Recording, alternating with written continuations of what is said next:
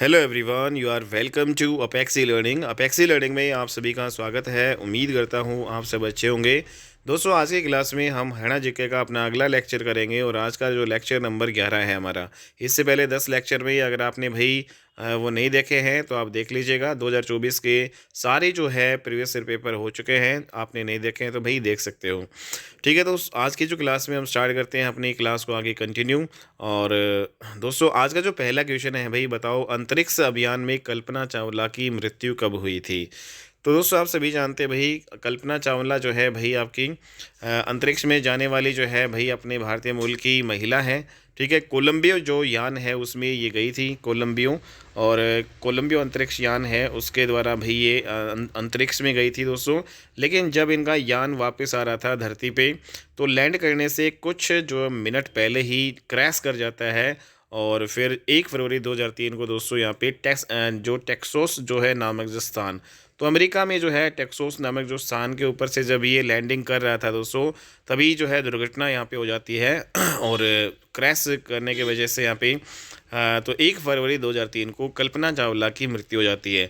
आप सभी जानते हैं कल्पना चावला अपने हरियाणा से ही बिलोंग करती है और ये करनाल जो है जो डिस्ट्रिक्ट है, वहाँ जो है इनका जन्म होता है भाई। करनाल डिस्ट्रिक्ट में कल्पना चावला का जो है जन्म होता है। ठीक है दोस्तों, तो ये इंपॉर्टेंट क्वेश्चन है। नेक्स्ट, काफ़ी बार आपका ये आया हुआ है भाई, कल्पना चावला से एक क्वेश्चन आपका आता है। नेक्स्ट, हरियाणा के प्रथम जो है राज्यपाल कौन थे भाई।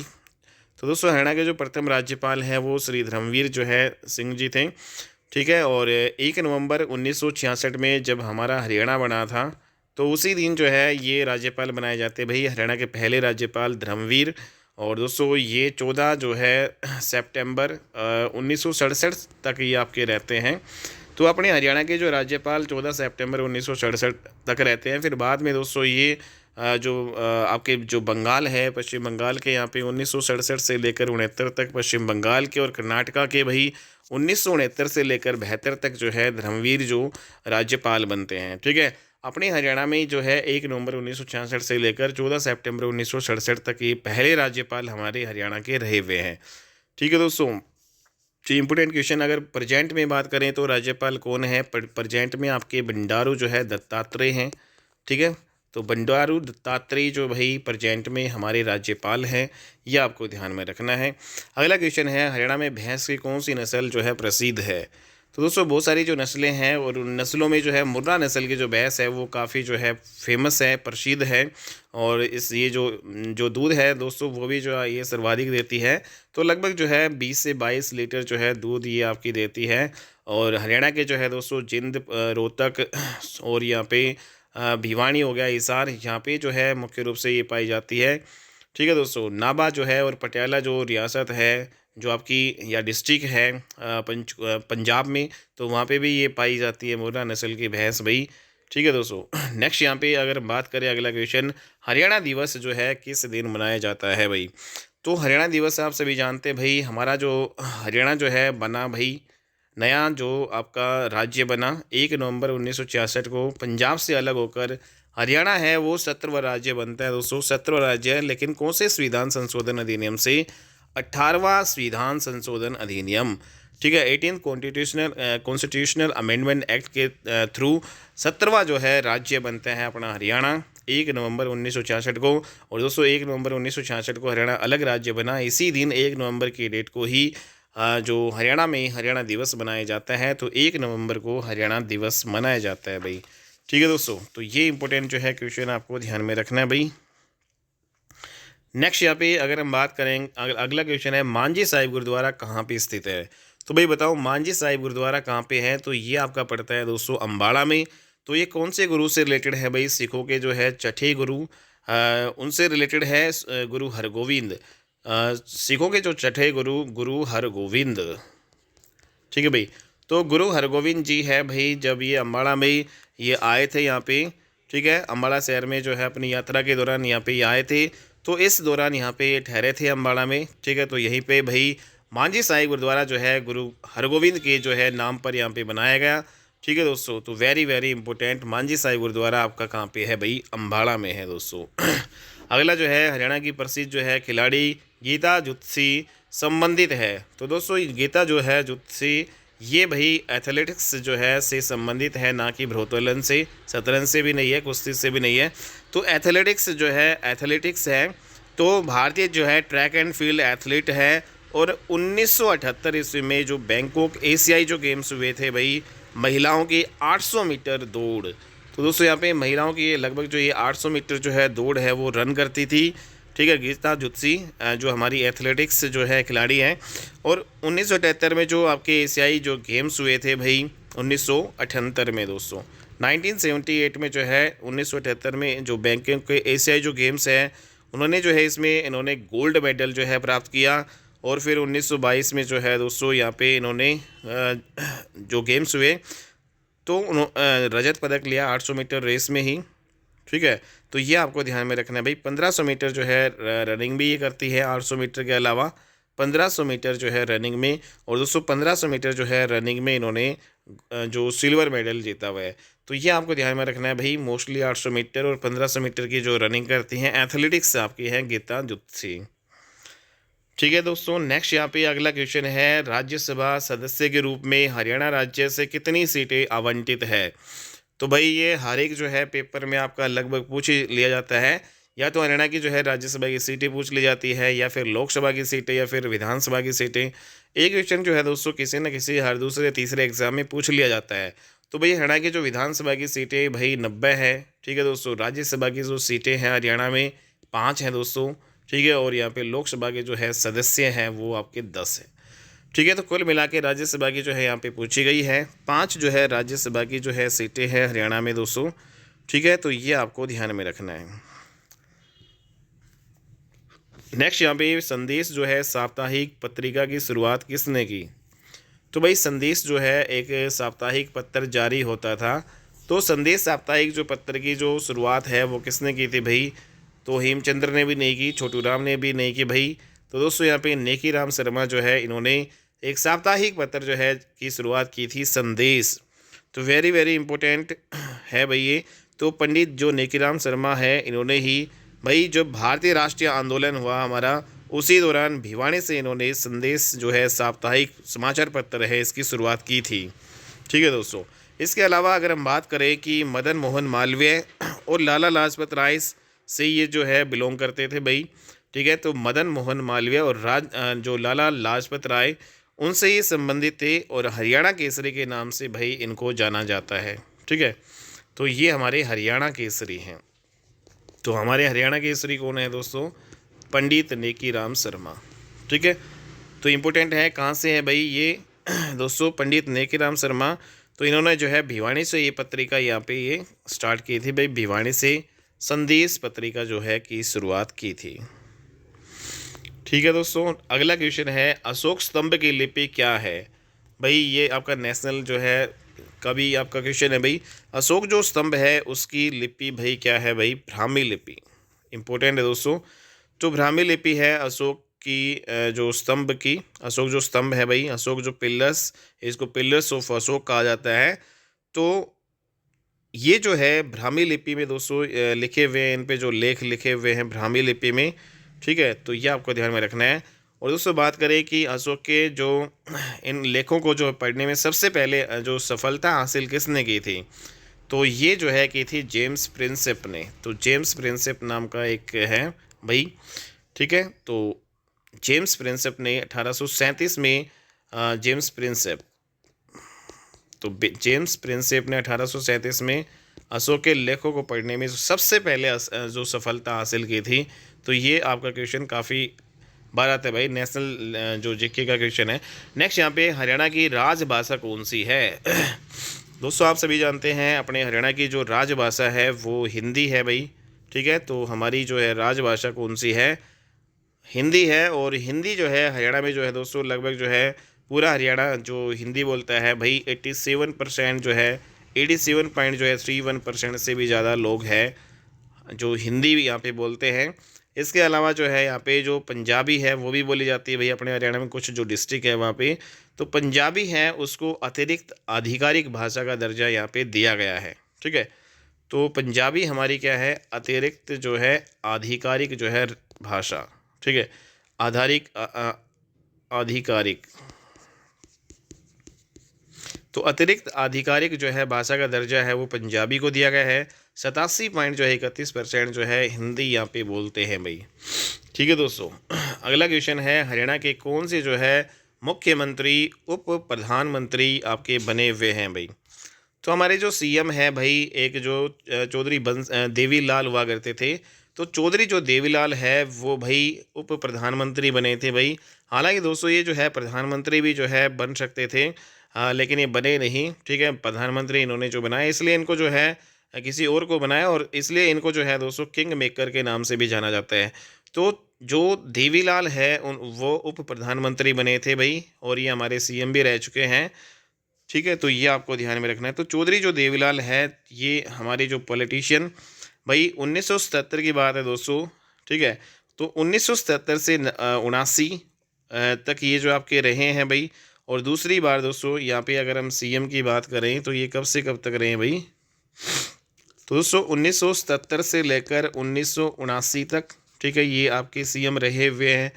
और पहली बार तो ये तब बने, दूसरी बार जब ये सीएम बने भाई 1987, 10 साल का ही यहाँ पे गैप लगा सकते हो आप। यहाँ पे 1900 जो है यहाँ पे 1977 से, सॉरी यहाँ पे 1977 से 79, फिर 1987 से लेकर भाई ये 89 जो है। तो यहाँ पे भी 2 साल का गैप, यहाँ पे भी 2 साल का गैप, लेकिन यहाँ पे देखें तो 10 साल के दौरान यहाँ पे दोबारा जो है बनते हैं। तो सर्वप्रथम 1977 से 79 बनते हैं, फिर दूसरी बार 1987 से 89। तो 2 बार हरियाणा के जो है मुख्यमंत्री रहे हुए हैं जो ये देवीलाल, चौधरी देवीलाल। ठीक है भाई, तो ये आपको ध्यान में रखना है। लेकिन दोस्तों जो एक बार उप प्रधानमंत्री भी ये बनते हैं भाई। ठीक है, तो यहाँ पे दोस्तों उप प्रधानमंत्री कब बनते हैं ये, जब वीपी सिंह, ठीक है भाई, आपका जो यहाँ पे इम्पोर्टेंट पॉइंट है भाई, जब वीपी सिंह और जो चंद्रशेखर की जो सरकार जो आपकी बनी, ठीक है, चंद्रशेखर, तो वीपी सिंह और चंद्रशेखर की जो सरकार बनी भाई पूरे इंडिया लेवल पे, कब दोस्तों 1989 जो है यहाँ पे जो सीएम आपके 89 में रहते हैं, फिर 89 जो है 1989 90 की ही दोस्तों यहाँ पे बात है ये। ठीक है, तो 1989 से लेकर फिर वही 2 साल 89 90 91। ठीक है, तो 1989 से लेकर 90 के दौरान भारत के जो है छठे उप प्रधानमंत्री के रूप में इन्होंने कार्य किया था। तो वीपी सिंह और चंद्रशेखर की जो सरकार में जो यहाँ पे ये रहे हुए हैं भाई, वीपी सिंह और चंद्रशेखर की सरकार में ये भारत के छठे जो है उप प्रधानमंत्री के रूप में कार्य कर चुके हैं जो चौधरी देवीलाल जी। ठीक है दोस्तों, फिर बाद में आप जानते हैं भाई इनकी पार्टी का क्या नाम था हरियाणा में। तो दोस्तों हरियाणा में जो है चौधरी देवीलाल ने अपनी एक जो है पार्टी की स्थापना की जिसका नाम था इंडियन नेशनल लोक दल। ठीक है, इंडियन नेशनल लोक दल, INLD। ठीक है भाई, इंडियन नेशनल लोक दल जो है पार्टी की जो स्थापना है वो किसने की, चौधरी देवीलाल ने की थी भाई। ठीक है दोस्तों, ये आपको ध्यान में रखना है। नेक्स्ट यहाँ पे बात करें कौन सा जो है राज्य हरियाणा के पूर्व में जो है स्थित है। तो दोस्तों राज्य की बात हुई है तो भाई राजस्थान तो आपका दक्षिण और पश्चिम में पड़ता है। जम्मू कश्मीर दोस्तों हालांकि जो है ऊपर है, ऊपर की ओर जो यहाँ पे उत्तर में पड़ता है। गुजरात दोस्तों यहाँ पे इधर पड़ता है। तो ये आपका एक ही ऑप्शन बचा उत्तर प्रदेश। और आप सभी जानते हैं हरियाणा के जो है पूर्व में दोस्तों उत्तर प्रदेश है, और जो यहाँ पे दिल्ली भी आपका जो है पूर्व में ही पड़ता है। ठीक है, तो ये ध्यान में आपको रखना है भाई। हालांकि जो उत्तर है दोस्तों उसमें जो है आपका हिमाचल प्रदेश भी पड़ता है भाई। ठीक है दोस्तों, नेक्स्ट यहाँ पे क्षेत्रफल की दृष्टि से हम हरियाणा राज्य का सबसे बड़ा शहर देखें तो कौन सा है भाई बताओ। तो दोस्तों यहाँ पे अम्बाड़ा की बात हो रही है, फरीदाबाद की बात हो रही है, गुरुग्राम की बात हो रही है और हिसार की। 4 जो है डिस्ट्रिक्ट की बात हो रही है। इन चारों में जो है सबसे बड़ा एरिया के अकॉर्डिंग कौन सा है। तो दोस्तों यहाँ पे एरिया की अकॉर्डिंग यहाँ पे अगर हम देखें क्षेत्रफल की दृष्टि से हरियाणा राज्य का सबसे बड़ा शहर, अच्छा शहर है दोस्तों यहाँ पे। ठीक है, तो शहर पूछा गया तो क्षेत्रफल की जो है दृष्टि से हरियाणा का सबसे बड़ा जो शहर है दोस्तों, सबसे बड़ा शहर, हालांकि दोस्तों यहाँ पे इन दोनों में ये है तो फरीदाबाद है, वहाँ पे जो पॉपुलेशन जो है सबसे ज़्यादा है भाई। ठीक है दोस्तों, तो सबसे बड़ा जो शहर है वो आपका क्या है भाई, फरीदाबाद। तो फरीदाबाद हरियाणा का जो है सबसे बड़ा शहर है। ठीक है, और एक औद्योगिक जो है क्षेत्र है दोस्तों ये। ठीक है, यहाँ पे इंडस्ट्रीज़ बहुत ज़्यादा है हरियाणा में। तो हरियाणा का जो कौन सा स्थान जहाँ पे इंडस्ट्रीज़ बहुत ज़्यादा है, तो यहाँ पे फरीदाबाद भाई। ठीक है। तो फरीदाबाद जो है यहाँ पे इसको इसलिए इसको जो है औद्योगिक केंद्र भी कहा जाता है, और ये राष्ट्रीय राजधानी जो है हमारी जो नई दिल्ली है उसकी जो है सीमाओं से सटा हुआ है। ठीक है दोस्तों, तो ये आपको ध्यान में रखना है। नेक्स्ट यहाँ पे अगर हम बात करें कौन सा राज्य हेमू के नाम से प्रसिद्ध था, तो दोस्तों हेमू जो है आप सभी जानते हैं रेवाड़ी का जो है ये शासक हुआ करता था, और अंतिम हिंदू जो है शासक था जो दिल्ली की गद्दी पर बैठा था। ठीक है, तो अंतिम हिंदू शासक जो दिल्ली की गद्दी पर बैठा था वो हेमू जो है हेमचंद्र विक्रमादित्य इसको कहा जाता था, सम्राट जो है ये बना भाई। ठीक है दोस्तों, तो ये आपको ध्यान में रखना है। तो इसमें जो फर्स्ट जो है आंसर आ जाएगा।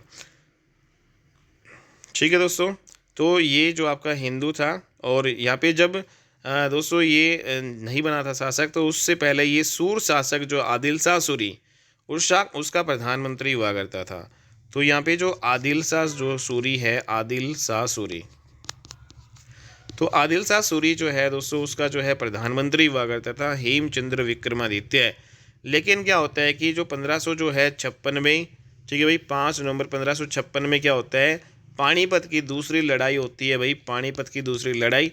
इस सेकंड जो है बैटल ऑफ पानीपत में भाई अकबर और हेमू के बीच में दोस्तों ये लड़ाई होती है, और इसमें अकबर का जो सेनापति था बैरम खान जो है, ठीक है, उसके नेतृत्व में जो ये लड़ाई होती है भाई पानीपत का दूसरा युद्ध, और उसके नेतृत्व में अकबर जो है इस युद्ध में जीतता है, और जो यहाँ पे हेमू जो है यहाँ पे मारा जाता है।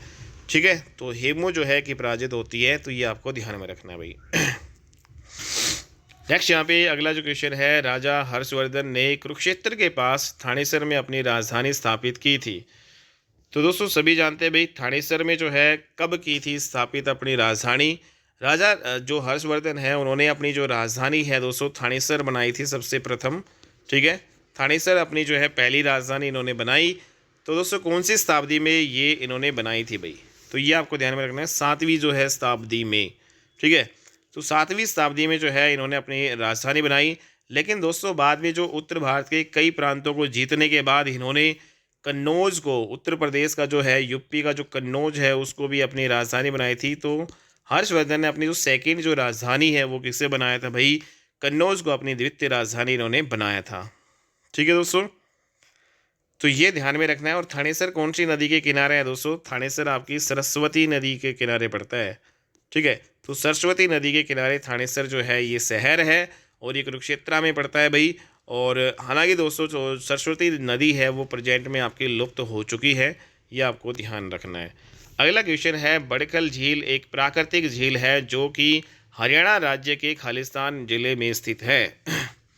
दोस्तों बड़खल झील है वो आप सभी जानते हैं भाई फरीदाबाद जो है में आपकी ये है, और ये एक प्राकृतिक झील है। बड़खल झील क्या है, प्राकृतिक झील है। ये आपकी कहाँ पे स्थित है भाई, फरीदाबाद में जो है एक गांव है बड़खल गांव, तो बड़खल गांव से ही बड़खल झील पड़ा। तो ये प्राकृतिक झील है। और दोस्तों कौन सी पहाड़ियों में है बड़खल झील, बात करें तो दोस्तों ये आपकी अरावली रेंज में पड़ती है, ना कि शिवालिक पहाड़ियों में। तो अरावली की जो पहाड़ियाँ हैं उसमें आपकी ये पड़ती हैं बड़खल झील। और दोस्तों फिर बाद में जो है मानव निर्मित जो तटबंध यहाँ पे था, हालांकि दोस्तों अगर यहाँ पे हम देखें तो ये झील जो प्रेजेंट में है वो सूख चुकी है। ठीक है, तो प्राकृतिक झील है ये प्रेजेंट में सूख चुकी है, तो ये इंपॉर्टेंट है भाई। नेक्स्ट यहाँ पे बात करें कि राष्ट्रीय दुग्ध अनुसंधान संस्थान, जिसको NDRI जो है बोलते हैं, नेशनल डेयरी रिसर्च इंस्टीट्यूट। तो दोस्तों नेशनल लेवल पे जो डेयरी का रिसर्च इंस्टीट्यूट है वो कहाँ पे स्थित है भाई, इसका हेडक्वार्टर जो है कहाँ पे जो है, इसका मुख्यालय जो है दोस्तों करनाल में जो है स्थानांतरित किया गया था। कब स्थानांतरित किया गया था ये डेट आती है भाई, तो दोस्तों 1955 में जो है 1955 में NDRI की जो है यहाँ पे दोस्तों ये पहले बेंगलुरु में जो है इसका जो है होता था भाई।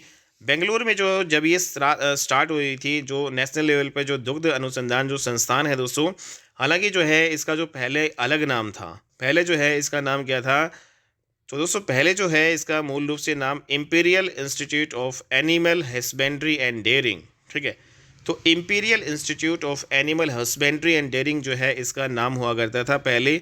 ठीक है, तो जब इसका जो पहले जब ये नाम होता था तो 1923 ईस्वी में जो है दोस्तों imperial institute of dairying and यहाँ पे imperial institute of animal husbandry and dairying के रूप में 1923 में बेंगलुरु में जो है सबसे पहले इसकी शुरुआत की जाती है।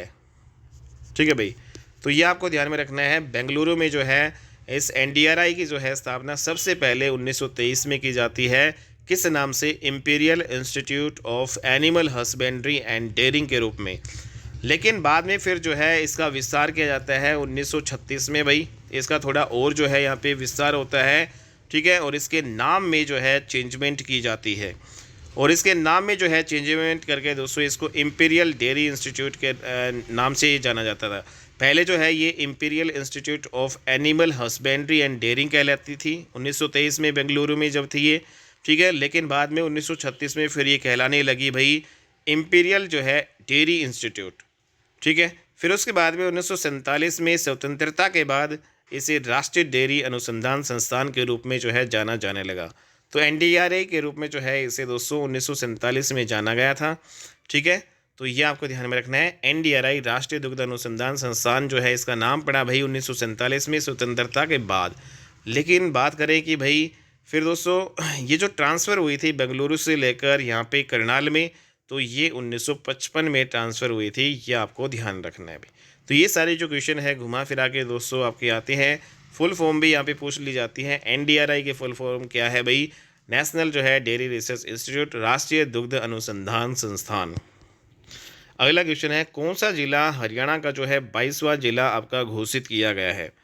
तो दोस्तों आप सभी जानते हैं कि जो 22वां जिला है सितंबर जो है 2016 में 22वां जो जिला है, जब हमारी जो मनोहर लाल जो खट्टर सीएम थे 2016 के दौरान भाई, तो 218 सितंबर, तो सितंबर जो है 2016 में जो है घोषणा की गई थी चरखी दादरी, ठीक है। तो घोषित यहाँ पे किया गया था 22वां जिला चरखी दादरी को, ठीक है। तो ये आपको ध्यान में रखना है।